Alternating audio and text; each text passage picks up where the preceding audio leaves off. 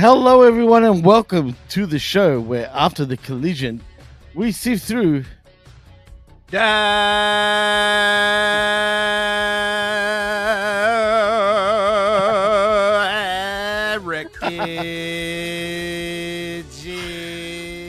Oh man, that's got to be a new world record for Wreckage. That's could have right. gone longer there, Jibby. I could have gone a little longer. Especially when you're like, oh.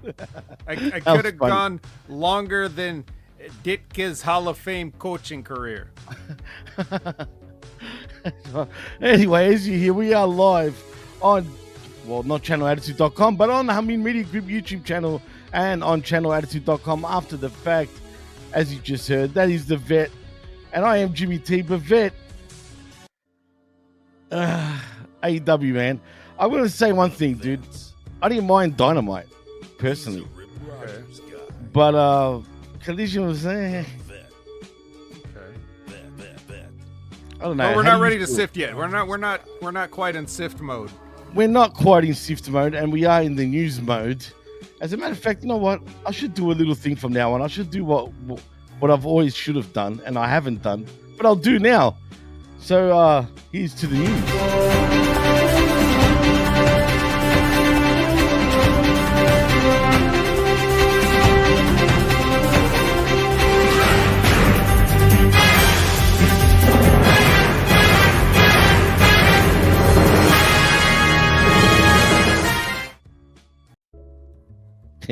There's your news.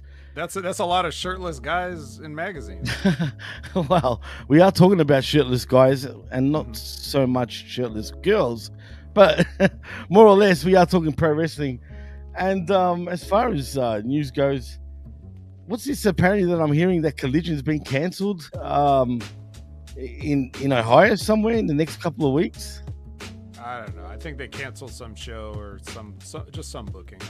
I don't recall the details.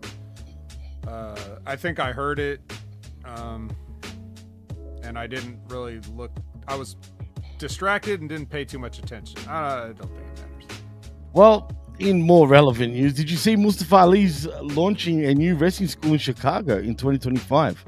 Have you seen the previews of that actually event? No. Let me guess. It looks good. Is way back in with a WWID designation. Maybe. I mean, does he even qualify for that shit since he's been in WWE before? I mean, is he eligible? Shall I say? What do you mean? There's guys in WWE right now that have it. What? Really?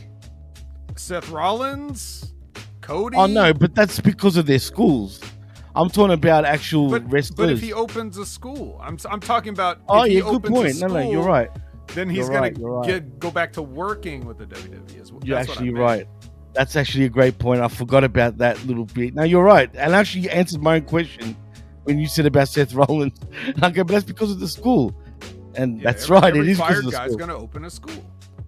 Well, his school looks absolutely great. His logo looks pretty caca, in my opinion, but his school looks actually pretty good. But in saying that, all I saw was one ring, and everything else was just a whole bunch of weights. Okay. You know what I mean? So one of the things I would tell students, not just because of space or other logistical limitations, but I would tell, like, if I opened a wrestling school, and Lord knows I should. You should, actually. That'd be a great idea. I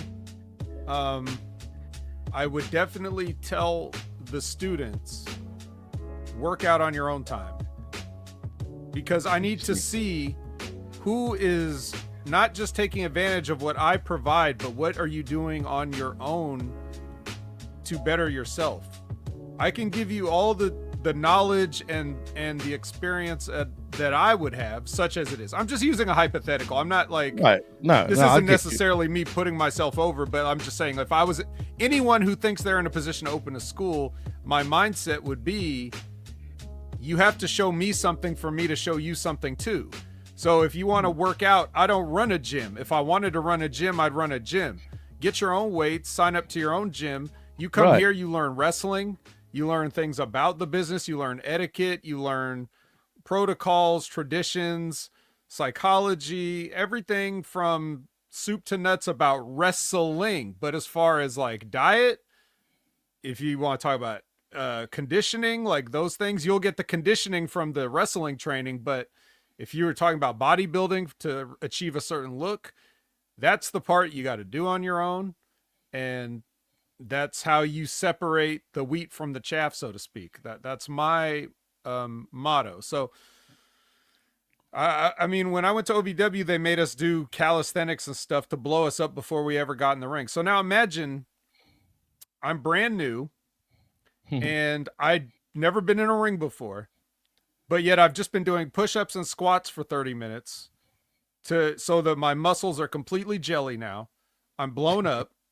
And then I have to learn to take a bump, to learn to run the ropes that I've never done before. I have to hit the ropes with pre-exhausted.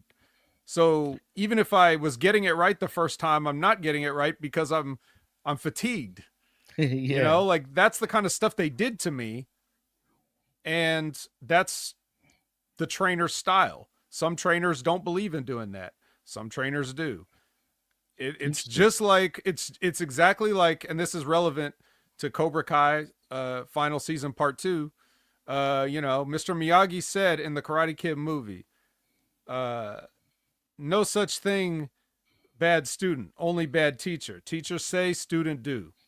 So if you had the kind of teacher that, you know, wanted to blow you up with a bunch of jumping jacks, push-ups, squats, you know, running laps, you know, all that Vern Gagne stuff. Like if you had a teacher that wanted to do that, then you're going to think that's the way you break in. If you got a teacher that's like, I don't care if you eat potato chips on the mat, then that's how lazy a wrestler you're going to be. You're going to be how you were broke in. So, right. Exactly.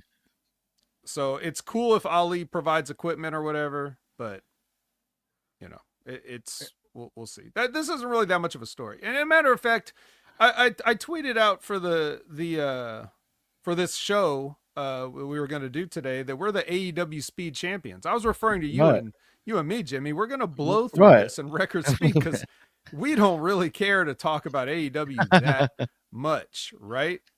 One thing we should probably address, I'll take over here for this part, and then we'll go back to the wrestling news. But I know you probably want to talk about it because Todd Brantley, the Comic King, is here.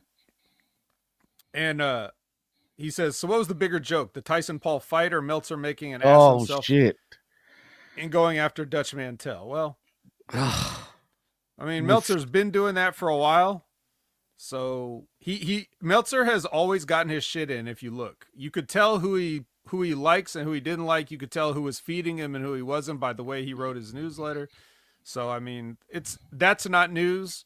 That's not a joke. It's just the way Dave is. So we don't need to talk about that. He's just an idiot. Let's just put it that way. Yeah. It's funny now though. It's like, I will comment this, Jimmy. I will actually comment this. And this is as diplomatic as I'm going to be. I find it interesting that Dave, at this point, after all this 40 years plus of doing this, he probably has more eyes on him now than he ever has. Because he's constantly getting brought up. Either he's got his own fans that have, you know, been ride or die since day one, or you've got people that never liked him, or you got people in between, maybe bandwagoners that jumped off. But all these people, they hear about Dave, negative, positive, whatever. And to me, this isn't the time to continue to do those things, like take those jabs at people anymore, whether their life is on the line or not, like Dutch's is. Right, absolutely is. I feel an awful lot like when Kevin Sullivan was in the hospital. Like I'm getting that feeling. I don't want to hear this news coming out. I hope Dutch makes it out. And his wife too, by the way. Yeah, and his wife, right? That's his wife. So that's what I mean. Like when back when you were a niche of a niche and you were actually mailing out paper newsletters because there was no internet. Okay, you want to get your shit in, whatever. But at this point, when you're more famous than you've ever been, Why don't you cool it? You know, you don't want people, you don't want the smoke is basically what the kids would say. So I would just advise that, not that he cares. But anyway, as for the Tyson Thank you. fight, did Oh you? boy, I did watch it. Absolutely did Okay. watch it. Well, I want to hear what you think before I say something, because I'm going to keep it short, because I'm probably going to talk about it with Ray anyway on Wednesday. On the Next Oh Level well, it is Wrestling Review, every Wednesday at 8 a.m. Pacific, 11 a.m. Eastern, live on YouTube and Twitch. But go ahead, Jay. I did touch on it on the Smack Attack yesterday, which went for fucking 4 hours. Literally a 4 hour show. But I didn't really like talk about because John didn't watch it, so I just touched on it, and that's about it. Now I've seen a lot of people thinking that it was rigged. I don't actually believe that. I actually think Jake Paul took care of Tyson because he felt bad for him. If he wanted to, he could have knocked him out in round 2, dude. He would have been done and dusted. If you saw the jabs he was giving Tyson were hurting him, dude. Just the jabs. The jabs were just absolutely hurting him. And I feel like, out of respect to Tyson and his legacy, and even out of respect probably for the Netflix people and even the fans, he let that just, stretch out till the end of round 8. Really, Jake Paul had this in the bag easily, dude. And I just feel bad for Mike Tyson coming out of retirement. I get it. It was a huge payday.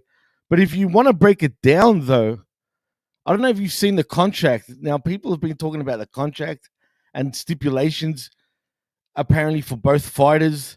Apparently, it was in the contract. Now, I don't know how true this is because I haven't seen the physical contract, right? But people are claiming that the way this match ended, it was meant to end like that because it was in their contracts to end that way.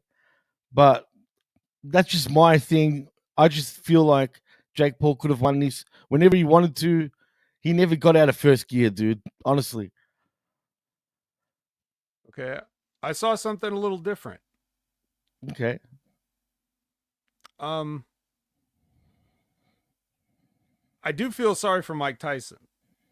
I just don't know what's sadder. Sadder that Mike Tyson had to do a job for this guy, or that people actually think that that was in any way not completely agreed upon, like the entire thing.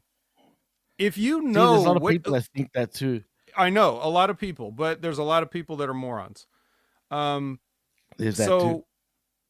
Here's the deal. If you watched what Mike Tyson did in that fight, if you know what your eyes were seeing, you know that he let Jake Paul live. Jake Paul's not a real fighter. You have to understand that. Yes. No, he's not. Absolutely not. Jake Paul would get knocked out in the Olympics with headgear. Okay? You saw, which you said he never got out of first gear, he doesn't have another gear.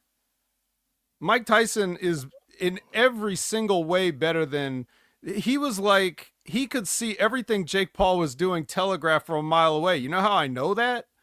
Because I can see it from the couch. Oh yeah, it was the same shit throughout the whole match. What Tyson did was he went in there and did not punch him for 8 rounds. He give a trademark overhead punch, which I was waiting for the whole fight. He had to keep from accidentally knocking Jake Paul out. There was a point. You think so? I know so. I'm not telling you what I think. I need to rewatch this again. If there was a point in round 2 where Mike Tyson threw a counter hook that grazed Jake Paul. I remember that.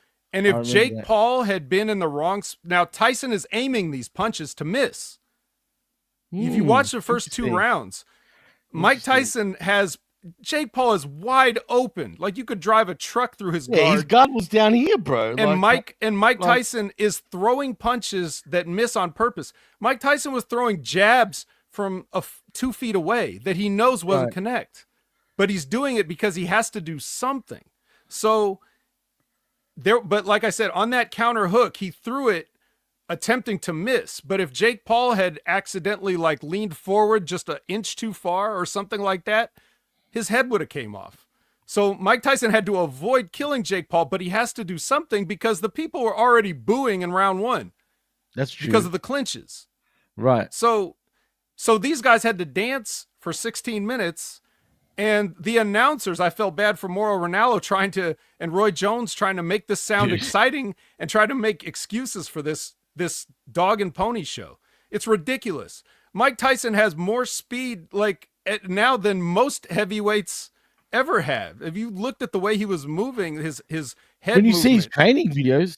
Yeah, you look at his training. If any one of those punches would have caught Jake Paul, it's lights out. But Jake Paul doesn't fight people that won't let him win. So, okay, joke's on everybody. Let's move on. But what would Tyson? I know. Look, apparently it's a fact that he was going to get paid more. And I'm talking about Tyson for losing, right? I mean, that's what apparently was going around. But why would Tyson do that to his own legacy? And yeah, and Rosie Perez, since when is she a friggin' boxing aficionado pretty much? I don't understand why she was even on there. Well, but I just want to say, like Mike Martin is saying in the chat, and thank you for being here, Mike, and we appreciate you and everything you're going through. So thank you for spending time with us. We're with you, brother. But he's right. He said it right there. Like, it's an exhibition and they worked everyone. I mean, not everyone, because I didn't get worked, but I already knew what it was going to be before they stepped in the ring, and I was just hoping I was wrong. But of course, I'm not, and neither is anybody else who knew ahead of time. But I mean, that's okay. That's what this thing is, a circus, and boxing's been a circus since you could bet on it. So there's really nothing new here. I don't want to think like that. It's only it's only new to people who are too young. They only know Jake Paul from YouTube, and they never seen Mike Tyson other than like podcasts. It's new to them because young people just weren't there. But for the people that were actually alive during Tyson's run, we know. And if anybody even looked at an Instagram reel of him training, you would have seen that he's got a lot of snap and a lot of speed, and his head movement was he went out there in round one and did enough. Round one, he looked great. He did enough to show you, I could end this anytime I want. I still got it. This kid's a bum. We're doing this for money. It's all in fun. And then he went back to just standing there, literally not punching. Like the last 4 rounds, neither guy was throwing any punches. It was just a staring contest. People were talking about, my internet was freezing in the co-main and stuff. It's like, I thought my internet froze, but it turns out it was just Jake Paul and Mike Tyson not punching for 4 rounds. They wasn't buffering at all. He only threw like 90 punches, I think, the whole fight. Because if he threw more than that, he would have landed one. It sucks. Man, that's not. It sucks because everybody wanted to see it, but that's the heel babyface money drawing mentality. Absolutely. I'm going to get everybody to gather and pony up to see me get knocked the fuck out, and these suckers are going to do it. And it didn't happen, and ha, because Jake Paul's got to go on and do this again with another mark, like Canelo Alvarez, I guess. So he's got to go on and do that. Tyson doesn't have anywhere he has to go next. Tyson can do whatever he wants. He didn't even really need to do this, but why pass it up? So yeah, that's that. If Jake fights Canelo, though, there's no way he's going to beat Canelo, bro. Well, no. Well, not unless Canelo's done with pro boxing.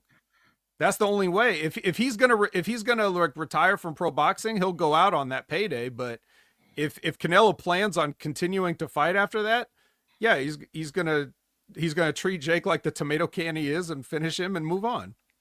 Look, I don't know, man. I am one of those people that think Jake Paul is not as bad as people think, right?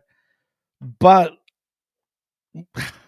my heart wanted I wanted Tyson to win. I wanted him to knock him out. It was disappointing that we didn't see that. But like you said, I felt round one, he showed himself, like what he was capable of. And then after that, that's why I said from round 2, I felt like Jake Paul could have knocked him out. You know what I mean? If he wanted to. Hey, can I ask you something, man? Well, there's a reason he didn't step any further than 2 feet away. Yeah, but it's not... Dude, he was throwing... Yeah, but it's no secret. Jake Paul was throwing jabs to like the stomach from like mid-ring. Yeah, he was just jabbing it. He was jabbing it the whole time, pretty much. To the stomach, bro. Well, and Mike Tyson just let him. If Mike Tyson was serious, he would have just uppercutted him leaning in, and it would have been over. Just just come on. You know what? Whatever else you want to say about this, but we can move on. No, I just Back want to to say one wrestling more news. thing. Yeah, no, I just want to say one more thing about that. Like, we got to keep in mind though, he is 58 years old. You know, he's 58 years old, Mike Tyson. You know what I mean? Like, Right. sure, early he could go. Like, but Tyson's never been built to last really more than 5 rounds, dude. I know, Technically, but you know what I mean? just remember. Sorry to cut Yeah, you off, but just no, that's remember okay. he didn't do any punching, so he wouldn't have been That's tired. true too, though. That's true. That's true. He did breathe heavily here and there, though, in a few of the rounds. But you're right. I mean, he I pretty know throw. He was why the though. shit. I know why he did. If you want to know, Please. well, there's a lot of tension and adrenaline built up. Oh yeah, of course. He gassed and himself then out, like after literally. and then after nothing happens and you're inactive for a period of time and the adrenaline starts to come down, you start to get exhausted. You know, that's normal, man. It happens to wrestlers too. It's like Yeah. that's literally gassing yourself out, like for real. But also, it's no secret that Tyson's weakness against fighters that have got a long reach and are outside fighters, man. He always struggled against outside fighters. You know, a young Tyson would be going in like a mongrel. You know what I mean? But Well, even so would during, an old Tyson, but that wasn't what was agreed. So oh man, how can you not Jimmy, have you're still Tyson talking show? about it like it was real. Like you No, got I work. know, no, because I'm It's thinking okay. about it. It's okay, I Jimmy. You stopped got thinking work. about it. I literally stopped thinking about it until you brought it up, and then I just started thinking about it again. I do want to watch it a second time though, properly, Okay. Okay. and then I might have a Anybody different that perspective. yeah, if anybody was thinking, "Oh, this shit was real," even a little bit, after you heard everything I said, if you want to run it back on Netflix, very nice, easy. Just hit the rewind thing, drag the Yeah, progress bar back, and you can watch it. Watch it again with the things that I said in mind. that's why I Specifically want to looking at just. look at that counter hook on round two.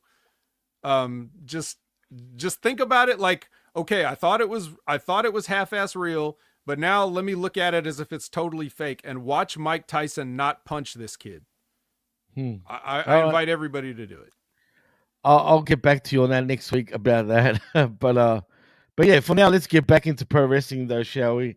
Um, but now you got me intrigued though. I'm not gonna lie, Vet. But um, did you hear about Kenny Omega, by the way? You know, wanting Um, to come back. Now, Gabe, I think Gabe people are Kidd. looking way too deep into this shit. But you know how he's announced he had an interview with Sean Ross Sapp of Fightful, and he practically said, and I'm quoting him, and that's all I'm going to say because that's what matters. But basically, that his AEW doesn't need him right now. You know, because they're doing well without him, which is bullshit. Let's be real. Um, and also he feels like he wants to, you know, come back with New Japan first and foremost until AEW need him. I think a lot of people have misunderstood what he meant by that. And I don't think it was because people think there's conspiracy theories. Oh, he's not happy. He sees that AEW is just trash and blah, blah, blah. But in my opinion, I think what he really meant was is that there's nothing for him to do right now in AEW. What's the point of him coming back, right? Who's he going to like go against? Is he going to take on Moxley and his crew on his own, for example? That's not going to be realistic, right? There's literally nothing for him storyline wise, other than Okada and the Bucks, and they're not even around at the moment. You know what I mean? So until there is something for him to do, then he'll come back. But people think he sees what he sees, and it's basically like he just thinks, oh, nah, AEW is just trash. I don't want to be part of this shitstorm. I want to go to New Japan for a while and then whatever. You know what I mean? What's your take on that anyway, Vet? Well, I was going to ask you your take, but I think you kind of basically kind of said it like you probably think that's not the case, right? That's what I think, yeah, personally. You don't think he doesn't want to go to AEW. You think he's just waiting for the moment that they have that he's supposed to make a big return. I would Yeah, kind of I see that. think, yeah. I am afraid it would be nice to it would be nice for Kenny Omega to be a guy that comes back to stop whatever John Moxley's doing, Right. but what I'm afraid of is that they think, and by they I mean, Tony or whoever, or apparently Moxley's got his whole creative under his own control. He's the Hulk Yeah, Hogan. well, that's another Apparently. thing. We'll get to that too. Right. Well, if that's the case, if they think that what they're going to do is that they're going to reform the Elite like the Avengers, it's Which is not bad. going to go over the way they think Nah. it is. With No Kenny way. as the Captain America, like it's not gonna work like they think it is in their minds. People are I hope people that's are not the gonna. plan either. I hope so too. I don't know what the plan could be, but I'm just saying, like if Kenny Omega comes back, it has to be in a main event capacity because you can't go back to AEW. But also, while this is going on, it'd be weird if he doesn't have any comment on it. Like if anybody's asking him, like, what do you know, like as a kayfabe, like, what do you think about what Jon Moxley is doing?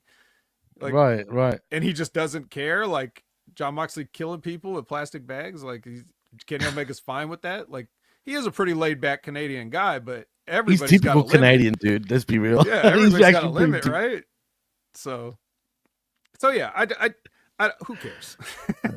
No, you're spot on. That's actually the answer. My answer, I'm changing my answer. My answer is who cares what Kenny Omega's going to do. You're right. I mean, we'll all just watch it together. No, but but the one thing I do want to ask, don't mind me for now, Vent. I don't know why that happened.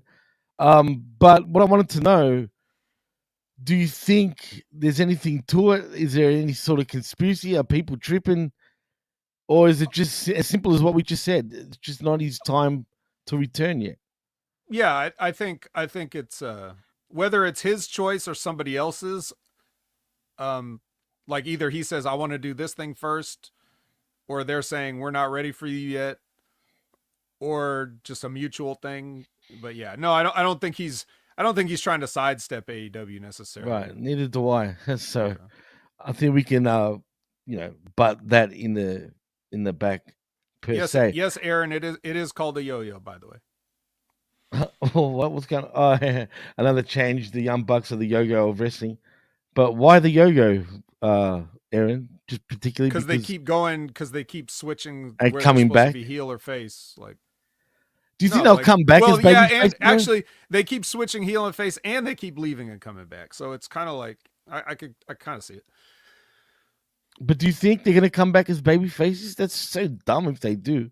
That's what I was just saying about being afraid that they think they're going to be the Avengers. Does that think they're going to be the Avengers and take down Thanos? It's not gonna go over like that. You know, when that happened in the movie, everybody was hyped. When it happens in AEW, it's gonna not be nearly as cool. So I hope they have a different idea. Oh yeah, well, like I said before too, I hope the same thing. They better have a different idea, or else they're just a bunch of idiots. But then again, you can't put it past them. We'll see.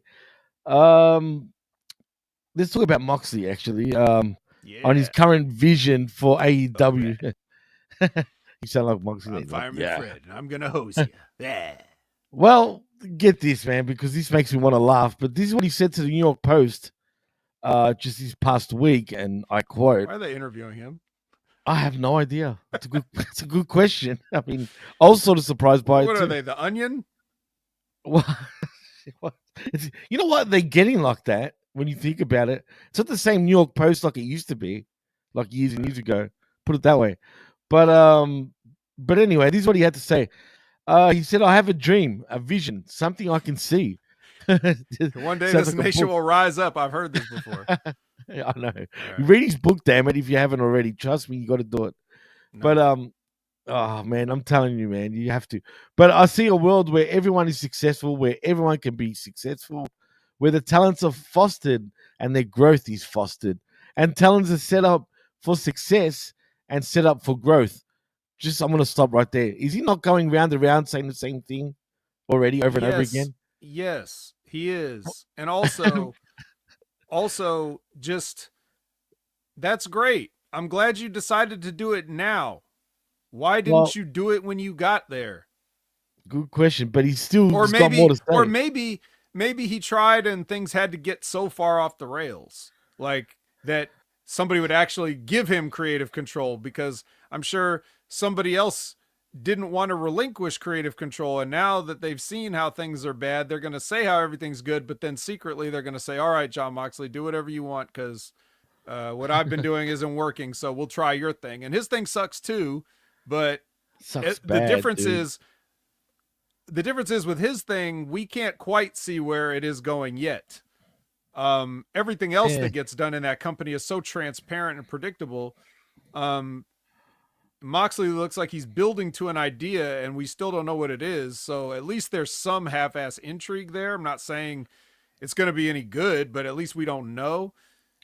Everything else sucks, so maybe that's why. But anyway, yeah, like you could have, if you wanted to foster this environment, I hope you've been doing that for the past 4 years and you just failed at it, and now you're really giving it a harder try. Continue. Well, he continues on saying that set up for growth to be whatever it is they can be, where their strengths are brought to the forefront and utilized, and we mine their value out of them and give them the opportunity to be whatever it is they can be. Moxley also gave his thoughts about the incident he had earlier this year backstage with an unidentified backstage person over this person not wanting to help improve AEW's undercard talent. This individual said, well, it's the bottom of the card. It doesn't matter. It's the bottom of the card. It doesn't matter. Can you imagine saying that? Like, you're fucking fired. Yeah, you're fucking fired. Go work at Sunglass Hut. You should be a fucking pistol whipped for saying that. Everybody that's on the top was at one time on the bottom. That's how it works. You climb the ladder. You see a lot of frustration and confusion from some of these talents because there is no fucking ladder. They don't know what to do. They're kind of just wandering in the desert. We're going to grab them by the shoulder and we're going to walk them. Jeez. Moxley continues saying about how he also gave his thoughts about how it's not time for AEW to sit around and celebrate despite their new media rights deal with Warner Brothers Discovery. And he said it is only an opportunity to give and keep working to get better as a company. By signing this deal, we made a commitment to do something and to attempt something, to create something, to be successful at something. And, you know, this is not a time to celebrate. There is no time to do that. This is the time to get to work. What we are doing now is with this opportunity. That's what I'm worried about. There's been a lot of kind of in the previous AEW in the past, you know, there's been a lot of sitting around celebrating. Oh, fuck this. Okay. I'm going to stop. That's it. He's repeating himself over and over. Yes, enough, John Moxley. Enough. And plus, the article already summarized it, and then they put his quote. So, like, if you're writing the article, either use the quote or summarize it for us. Don't do both. Right. Exactly. God, no one knows how to do fucking fuck all anymore. Anyway, John Moxley is right about this. This part I agree. It's not time to celebrate. You got more work to do. And yes, the people at the bottom of the card, if an agent or producer is saying, whatever, it's the bottom of the card, then yes, they should be working at Sunglass Hut. Right. Any job worth doing is worth doing well. Or even if it's not worth doing, whatever your job is. If your job is to clean a toilet, that toilet better be fucking clean because I got to sit on it. You know what I mean? Like, I don't care if you don't like your job. They're paying you to do it, so fucking do it. Yep. And even the people at the bottom of the card, it doesn't matter. They're human beings and they're part of the team. And the bottom of the card has a job to do. If you're doing it right, the bottom of the card is setting the stage for the people that are at the top of the card. You're setting the stage for the card. So if somebody backstage is just a fucking lazy agent that doesn't know shit and somehow ended up being an agent collecting a paycheck, or even if it's somebody on the staff that's just part of production and not actually part of the wrestling and stuff, anybody that has that attitude, yes, they should be fired. And I hope that person that John Moxley is talking about was fired, especially if John Moxley was the one to recommend his firing. So on this point of what he said, and the thing about no time to rest on your quote unquote laurels, then yes, I agree with him there. But I think that's enough Moxley for one day because we can't take this anymore. I couldn't do it, man. When he's right, I can't take him. It's just the way he talks, dude. The way it was quoted, exactly word for word, it was starting to drive me nuts, dude. But that's how his book is. That's what I'm saying for you to read it. It's so all over the place. right? Hell See, no. Jago made me read it, right? And I'm like, oh, all right, I'll give it a shot. But it was, yeah, it was all over it's typical Moxley, put it that way. So I already know that you're not going to even bother just because of that alone. Never. But damn Never it, in my talk life. properly. Anyway, to be honest, Vet, that's the real headlines of the week, man. Okay. There's nothing really more important other than just a whole bunch Nothing of else happened bullshit. in the world, huh? Well, there, there has been a few things, but let's not talk politics. Yeah, But let's not talk about that. you know what I mean? Because I spoke enough about that shit. I lost so many followers, dude, for even mentioning the T word. I Oh, kid you not, bro. I can't swear do to that. God, cannot Can't do do that. that. Cannot do that. So it is what it is. Yeah. Zane, stop being a smartass. You know what I mean? He didn't force me to fucking read it. Shit. He just Yeah. recommended I read it. Todd Brantley says, here's the hypocrisy of it. You want those people to work hard, but there's other talent that have and that got over that aren't being used. Miro, Stark, Scorpio Sky, etc. Well, we don't know for sure what their attitude really is. We just know what we see. So, Yeah, Miro, I'm on the fence with, man. I've heard too much.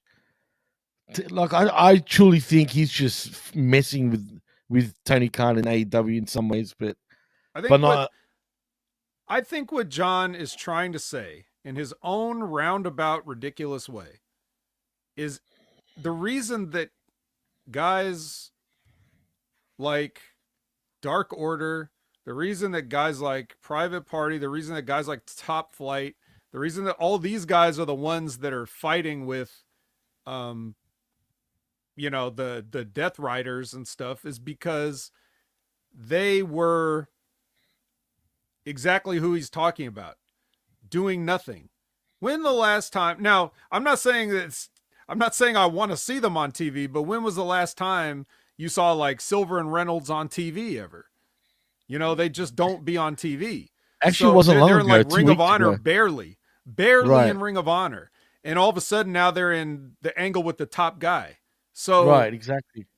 in his own twisted way, he's trying to bring them up. He's trying to like give them like the A beatdown rub. no, what's that thing? Elevate him. The paddles, Oh, the shock paddles. I know what you're saying. I know what you're saying. I know what you mean. Right. Basically wake him up. Defibrillator. Is what you're saying. It's the defibrillator. He's trying to use the defibrillator on fucking Dark Order. Now that may be a waste of electricity, but that's what he's trying to give them a hand up. So I think that's his idea. I don't think he gets how it's not working, but I mean, you got to give him something. I think he has an idea. I think he has intentions. I just think he's a moron. That's all. So never mind. We'll move on from Moxley, but that's my response to what Todd Brantley was bringing up. Like I think that he's looking at people that really aren't getting used and saying like, well, I don't know what's going on with Scorpio Sky. Frankly, I don't miss him. I don't know what's going on with Ricky Starks. I don't miss him either. I don't know what's going on with Miro. I'm not sure I miss him. I really don't miss those guys. I like them better than the Dark Order, but ultimately, for me personally, they don't do anything. So if their absence from television is due to other reasons, then maybe John is privy to something that we're not about that. So I don't know. I just don't see how he's going to elevate any of these guys. I haven't seen it yet. Is he going to put any? You know what's even funnier? Why doesn't he turn up with the damn championship? Oh yeah, that's right. He never wears it or carries it, huh? It wouldn't be funny if he legitimately lost it.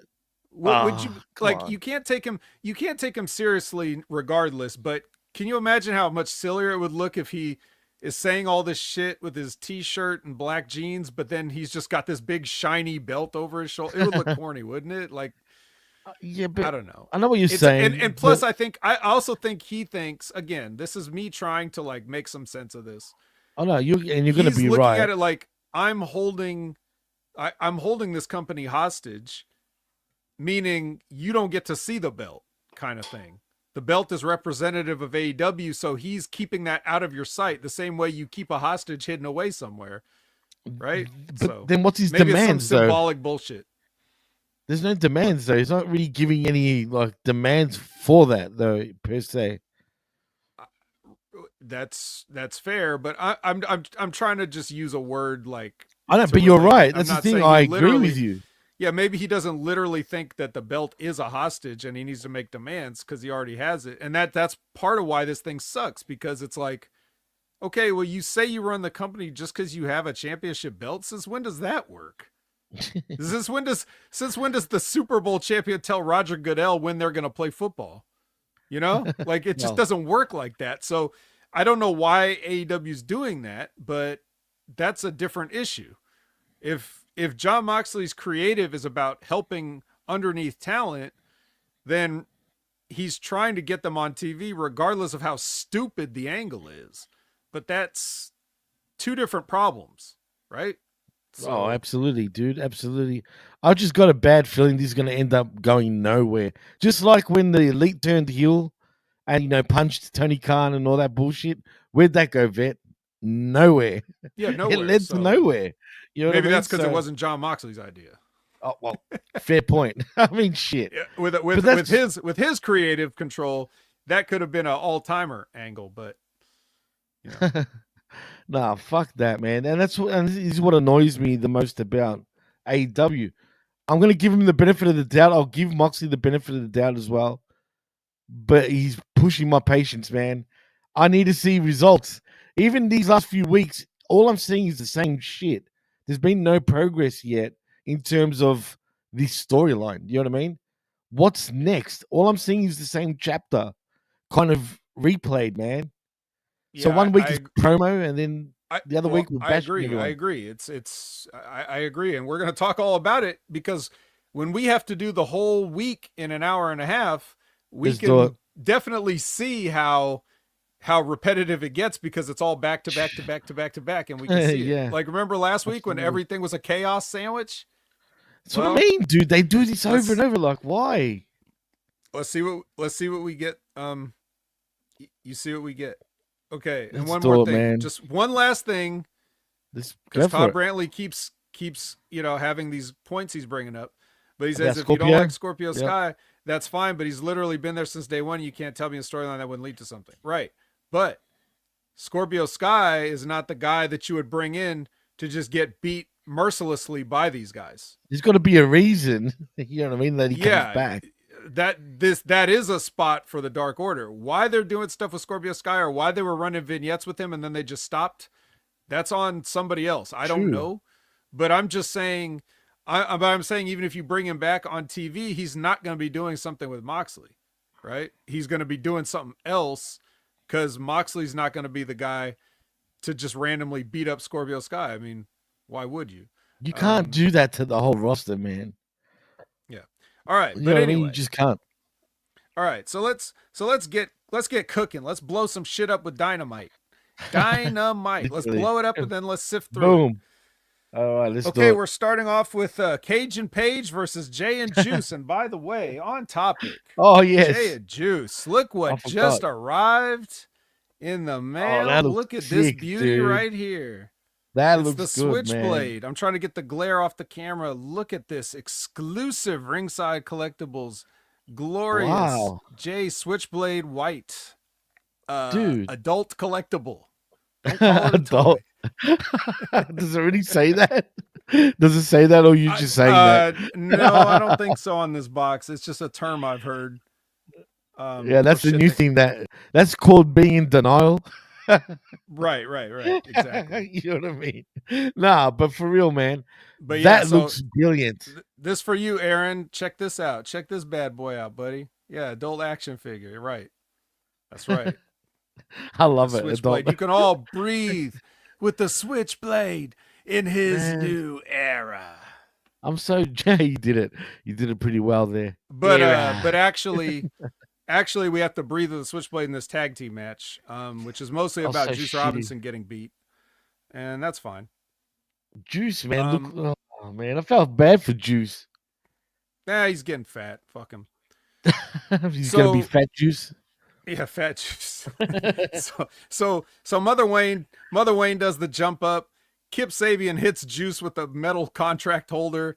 So dumb. Adam Page hits the dead eye on him for a bing bing bing.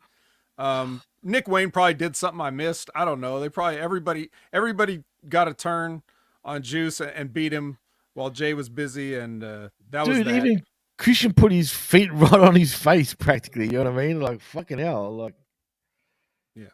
So, but it was good. But a la carte, I got to see a Jay White match, so I liked it. yeah, look, man, I'm with you 100%. I'm just as big of a Jay fan as you are. I mean, and we've both seen him grow from pretty much a young boy all the way to now, man, which is amazing to see. He's just got star written all over him, but I just don't like the fact that his team lost. But it's all good as long as he gets his win, hopefully at full gear. I'm not even confident still. I'm not even sure. I just hope he does, man. But we'll see. We'll see what happens. He better. He better. He better for sure. Bruce said Nick Wayne got racked by Hook. That's right. Didn't he like come out of the Oh crowd yeah, and grab yeah, him yeah, and yeah. drag him away From or something? behind, dragged him from the back, from Or the is that- barricade. Or is that a different? Yeah. No, okay, that From was- he that was his. outside. He was leaning up against the barricade, and then Hook came from behind and dragged him over the barricade. That was the last we saw him. Yeah. All right. Okay. Here's another great. Oh man, let me tell you, Renee is with Mercedes and Camille. And then this is dumb. Statlander shows up menacingly in the hallway and starts a fight, beats both their asses again. They immediately they actually go through the wall. You know, they have one of those walls like they were like, hey, I think Seth Rollins or Bronson Reed did that. Like, we should do that too, right? But you know what I hate about that spot all the time where wrestlers do this shit? You just see the plaster, the thin plaster they go through. Where's the friggin' the wooden fucking, what do you call it? You know what I'm talking about? Studs. The studs and shit. Like, where's all that shit?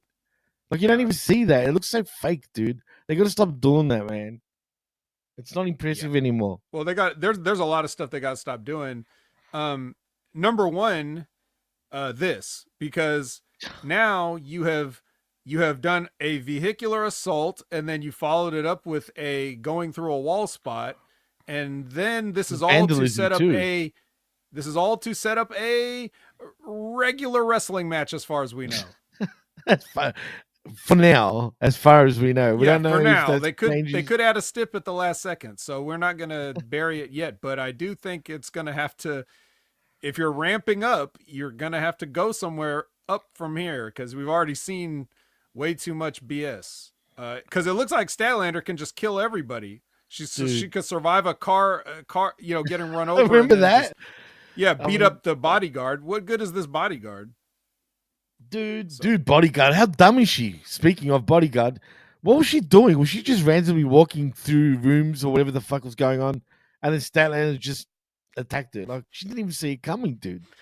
She was just like in no man's land. And here's the best part of this. So they do this. They go right through the wall. Now, when Bronson and like Strowman or Bronson and Rollins or anybody does these things, they like follow up on it and they show people get loaded into ambulances, or they'll see like the paramedics coming over and like they see other security come in and try to break it up. This is like they fall through the wall and they immediately cut. They're like, yeah, who cares about this? Let's go on. Moving on. Well, I'm going to ask you one more time from last week. Did you see that car last week? The car? The car that hit Statlander. Did you actually see it? Was it like an Escalade? Apparently, but I didn't see it. All I saw was, I don't know, it was that fast. No, we don't see the hit. We hear the noise, and then we see Statlander lying down. Yeah, it was a great camera trick that they invented when movies were invented. So anyway, it was so bad though, dude. That's my point.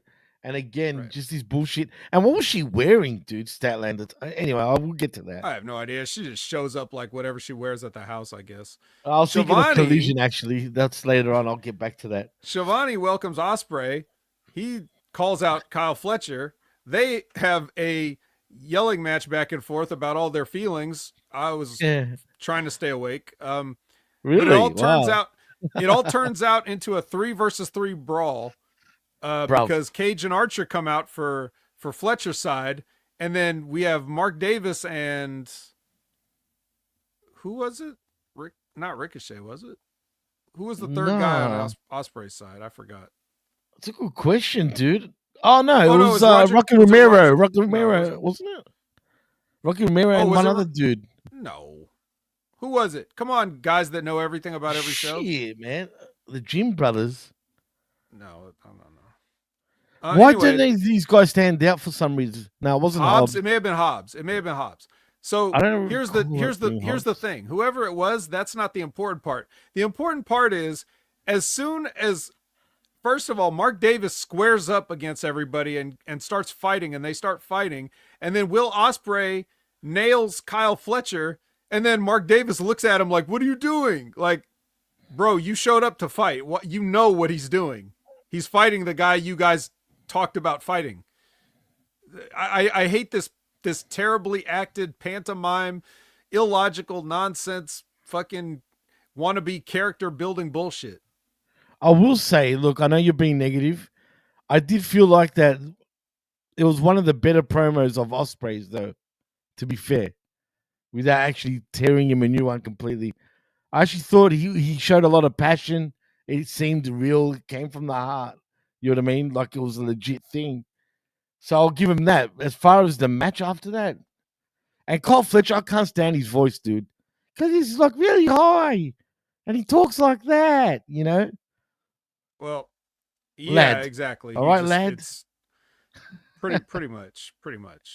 So anyway, as all this is happening, this sort of bleeds into like a Falls Count Anywhere match, because it's supposed to be Roderick Strong versus Lance Archer as one of his like 3 matches he's got to win, and that's going to be a Falls Count Anywhere.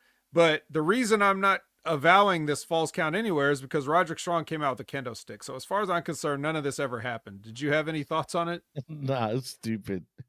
Okay. Well, anyway, after whatever happened, randomly Takeshita came out and attacked Roderick Strong, and then Cole runs in, and he's got a match with Takeshita. So we start their match now, and I have a question for you, Jimmy, and everybody I don't know. else. I look like him right now. A little bit, yeah, a little bit. Well, yeah, my question is for you, the chat, the good people at Crayola. What the fuck color would you call Adam Cole? I don't know if I've ever seen this color on Earth before.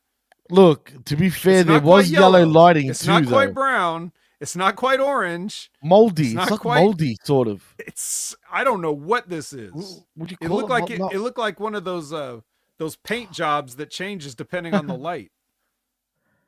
Yeah, see, but there was yellow lighting though, to be fair. Same Vision says Panama Sunset. That's a good one. That's what it would be called in the 64 colors box for sure. Yeah. But I don't know what this was. Yeah. Kind of looked like a little bit of, it looked like, okay, you remember the yellow bastard from Sin City? It'd be like if he got a spray tan.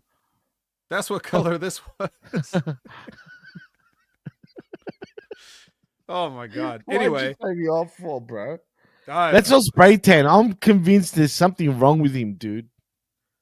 That's too yellow. Maybe he's sick and spray tanned. Maybe it's both. Maybe he's spray tanning a liver condition.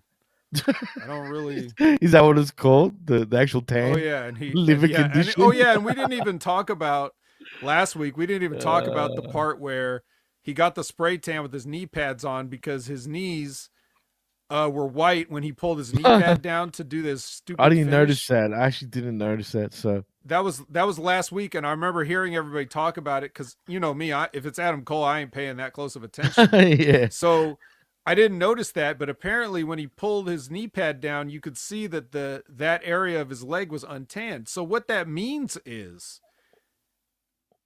AEW has a portable Mystic spray tan machine. Yuck. And guys are going out and getting it like after they gotten dressed in their gear before their match so it can be fresh. Why? Why would you do it like that though? That's so because dumb. They're morons. Come on, man. And plus it'd make me feel uncomfortable if I did it that way. Like legitly it would. You know what I And mean? that Like, stuff's in your gear now, which you're yeah. gonna have to wash your gear anyway. So I guess it's fine, but like, Does that even come off? You it think? takes a while. It takes a Okay. while. Have you It done? usually You comes would have off in done your it. sheets while you're like sweating and That's stuff what I'm during the saying. night. That's what I mean. It's Right. gross. That's why I would never. It's gross. That's happened to me once, but I've done it once before, and that's exactly what happened. So I don't recommend it. Anyway, this was cool though, because guess what? Adam Cole actually doesn't win. The Dynamite diamond ring was hidden under the ring for Takeshita to get. I mean, I don't know why he had to go through the trouble of having a full match with him, since all he was supposed to do is just make sure Adam Cole doesn't make it. So you would think he could try like a Mercedes Moné and run over him, but instead he just has a Not in regular this match company. with him. And then just and then so anyway, he gets the ring. The referee is like, hey, Adam Cole, don't go after a guy outside the ring like everybody else who fights outside the ring for 20 minutes on this show does. And he pushes him back. And then when he goes to get him, Takeshita punches him with the ring and he's laid out, and that's it. No extra move. I like that part. I like the part because usually in AEW, someone will hit you with a foreign object, then pick you up and do 2 more finishers. But this time, the ring was enough. So Adam Cole is down a match. Oh man. And MJF laughs cinematically. Oh my god. Haven't we seen that laugh before? The exact same laugh. It was like it's on loop again, dude. Could have been. He's been sitting at home doing sweet fuck all while this shit was taped 10 weeks ago. Right. Yes, exactly. And it looks so good obvious for him. too, like. Good for he's mailing in his stuff from his Happy Gilmore 2 trailer, which is more power to him. Go Absolutely. Yes, exactly. Go do it. More power to Roderick Strong, because he jumps Takeshita after this, and then he gets kicked in the balls. And right as Takeshita decides, I'm going to kill this guy too, Kyle O'Reilly runs in with the chair, and then Ricochet comes in and he kicks Takeshita, and they go fight. And then Kyle is there, and like all his old buddies except for Bobby Fish go to shake his hand, and he just looks at him and like he's like, no, he won't shake hands. So why? I thought Canadians shake hands. Apparently he's still mad at them about whatever they did. They probably beat him up. Goddamn Back Canadian. when Adam Cole was the devil, I'm sure they probably beat up Kyle O'Reilly 10 times, and somebody in the chat will remind me of all the times they beat him up because I forgot. But I'm sure it was something like that.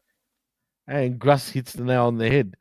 MJF filmed this months ago, played TK for the bag. It's true, That's man. Right. 100%. With that rub-on tattoo. Yeah. So 100%. All right. Next, the Riders ride up. The Death Riders ride up. And then we have Renee with the Hurt Business. Excuse me, Syndicate. Syndicate. Yes. And Lashley says that they're going to hurt Swerve Strickland. They are? Ooh, we'll see. That's what he says. They better hurt Lashley him when he does promos. I remember one of my favorites is, remember the one, it was like the via satellite one with ECW against Vince McMahon, and he's just like, I'm going to hurt you, old man. Like, for the ECW championship. Yeah, ECW championship. One of my favorite parts of that promo is like, he's like, it was like ECW, right? So he's like, I don't need to use a bunch of weapons and tables and other stuff to beat a guy like you. And you can hear the crowd be like, boo. And then he says, but I'm gonna. And they're like, yay. I love Lashley, man, regardless, but I don't know. I just hope he gets the win over Swerve.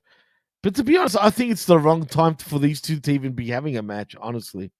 I think it's way too soon. Unless it ends up as like a no contest or something. We don't want either of these guys to get beat right now.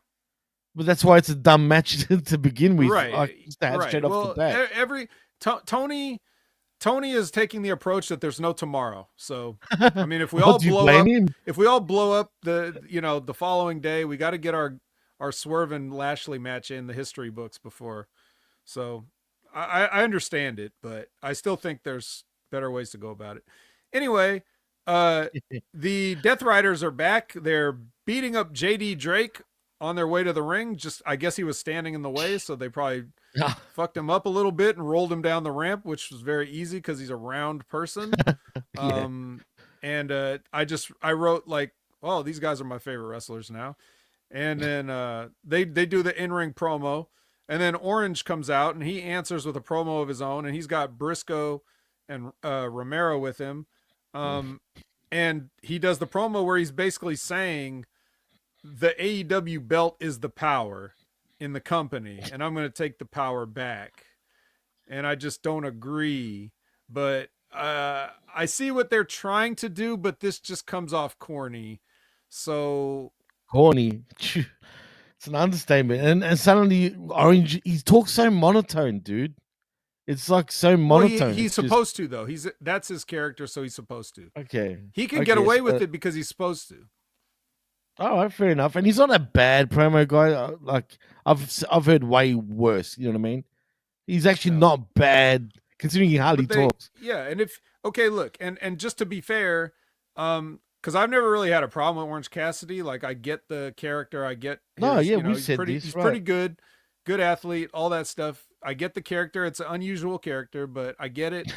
And he's one of the only people that's really showing any sort of character growth, like in storytelling terms of like he's saying he's literally spelling it out for us now, but even if he wasn't, you could see it. But he's saying like, I'm the guy that didn't care, and now you made me care.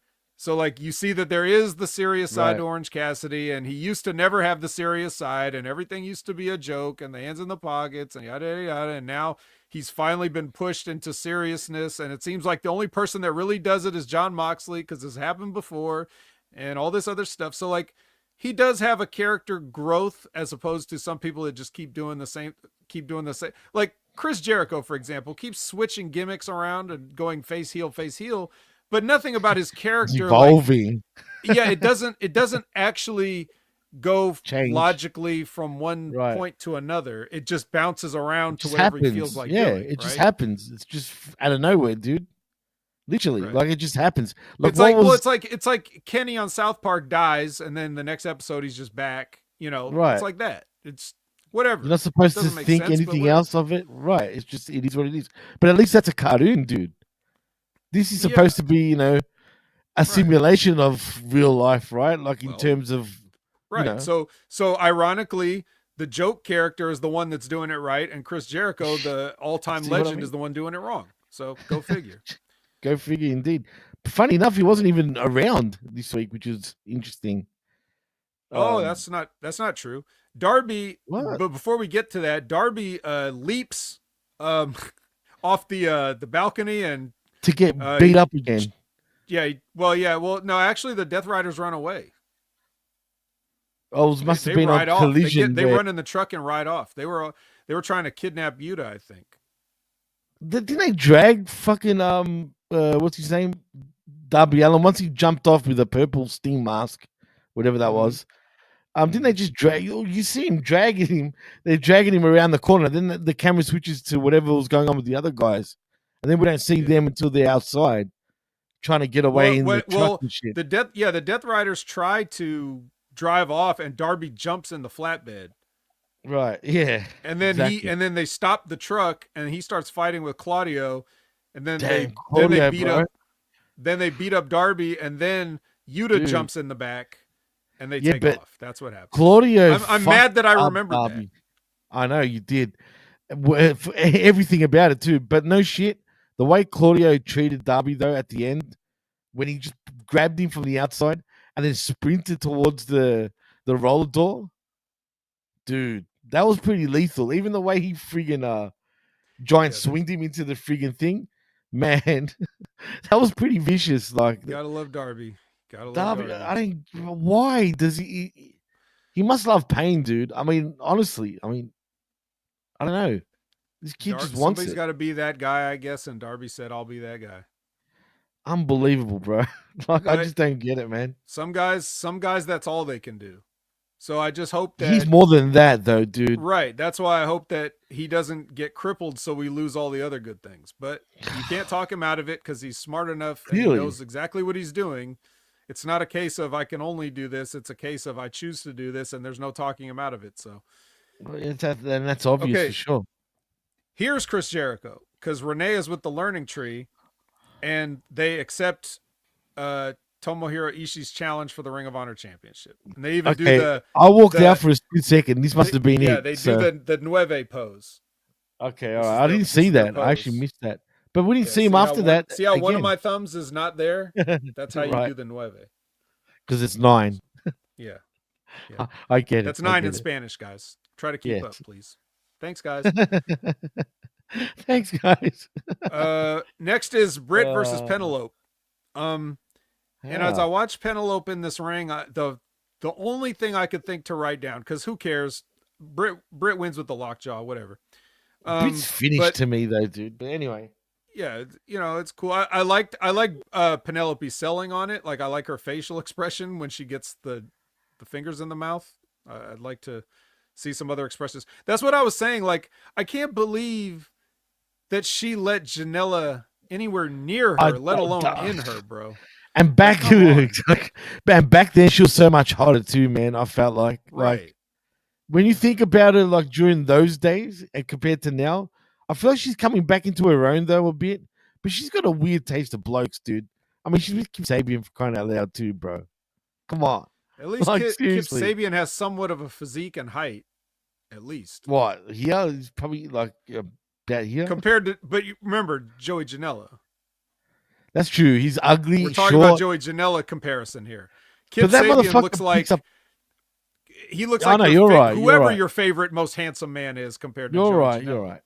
That's true. But what is it with Janela, man? You better have a big schlong, bro. Otherwise, what is it about chicks and liking him? I just don't get it, dude. I don't know, man. I don't know. He's really half retarded, bro, from wrestling. Like, for real. Full. Deeb appears at the end, though, on the stage with her flag just to be like, hey, I'm here. All right. Well, okay. I'll take it. Serena Deeb, A+. But why, though? Like, what's going on here, man? Oh, how about some more of this? Renee is with Mina, and then Harley comes in, interrupts, and then there's a titty shake off. Yeah, that was interesting. This kind of went viral, actually, Vet. I bet you it did. I mean, because I wasn't kidding. A lot of the stuff I say on here is nice, fun jokes and fun and jokes and jokes and spaghetti. Yeah. So, but this, no, they literally shook their titties at each other, and they kept doing it because, neither one of them was going to back down. I'm cool with this. I mean, it's all good. I mean, as long as we don't get titty city from those other guys, I'm down for this type of titty city. I mean, shit. Well, you almost will, but we'll get to that. Yes. So, no, nobody's knocking this. Nobody. Are you kidding me? Nobody's knocking this. Tit for tit. Lab Rat's okay with this. Zane says I'm on game. That's the only time he's ever paid me a compliment. Josh waiting for some HLA. Like, this is nobody's complaining. This is what AEW needs. And Josh, by the way, not the only thing they need, but that's true. Josh, to answer your question earlier, man, you came in a bit later.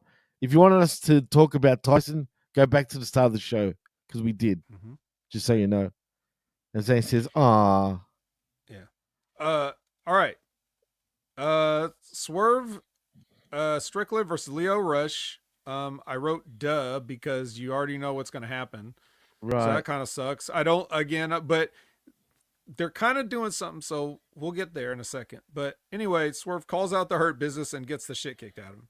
And I was like, what a way to end the show. And then I looked at the timer and I was like, wait, there's more. Yeah.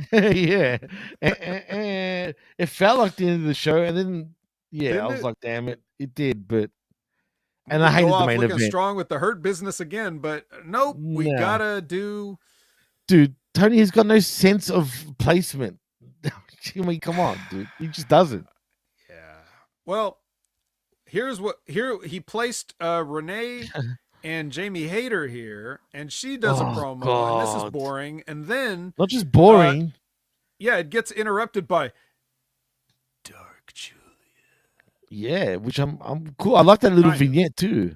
Well, the vignette, but vignette, you know what I mean. Yeah. But I just want to say, man, Jamie Hayter's got a real fucking acne problem, dude. Have you noticed the friggin' Like, How you be off the gas and acne?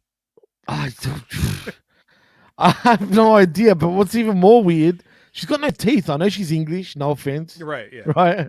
You know what they say about English people. But dude, she's got no teeth all here. Like her teeth are missing. I'm like, what the hell? What's happened to her, man? And that orange hair. I'm sorry. I'm not saying you're ugly. I'm just, but the makeup and the orange hair and the fucking or the red hair, whatever, and the pimples just stand out, man. It's like I don't know. Yeah, she kind of looks washed out, right? Yeah, well, She yeah, kind of looks like she has one of your camera filters on or something. but she doesn't. That's what's funny. She Yeah, needs a filter though. yeah. I, No offense. yeah, no. She's definitely looked better as a brunette. Way better, 100%. dude. Way better. I don't know. What? Yeah, Yeah, maybe it's yeah. if you have pale skin, dark hair looks good on you. Blonde hair washes you out. Red hair kind of washes you out. Not as bad Way as if worse. she was blonde. If she was full blonde, she'd look worse, I think, because the pale blonde with the pale skin would be like Yeah, someone forgot pretty to color white. in a coloring book. Should But be a highlighter or some shit. yeah, but with the dark uh, hair, I think anyway. But it's her. You know, it's I her don't know, choice. man. It stood She out. wants to be. She Stood wants out. to dress like a grandmother's couch from the '70s. Then that's fine. I'm just stating what I saw, Zane. I'm not trying to be offensive.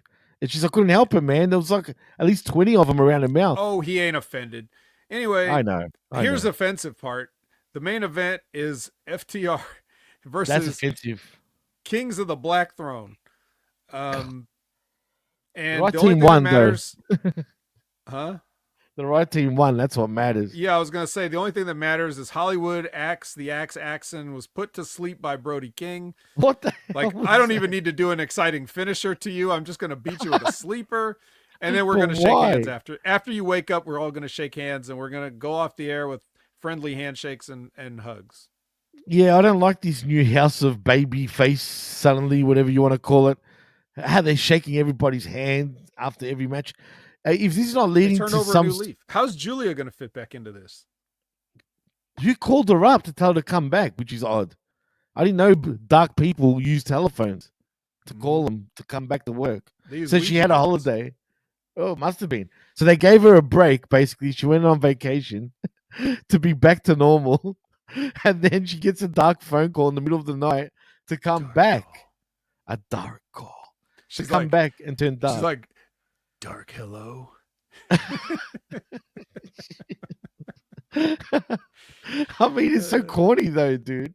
Like, really, you come up with something like that, and the vignette was well done. Don't get me wrong, but just the whole thing was kind of corny a little bit. But I digress. Not, Whatever. yeah, I mean, not as bad as shooting yourself in the heart with an arrow on the football field the previous week, but well, she did have a red stain. yeah. I'm So just saying. all right.